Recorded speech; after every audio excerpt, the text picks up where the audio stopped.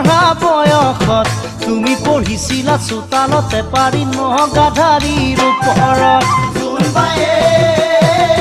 বেৰিয়েতি দিয়া বুলি কয় পঢ়া বয়সত তুমি পঢ়িছিলা চোতালতে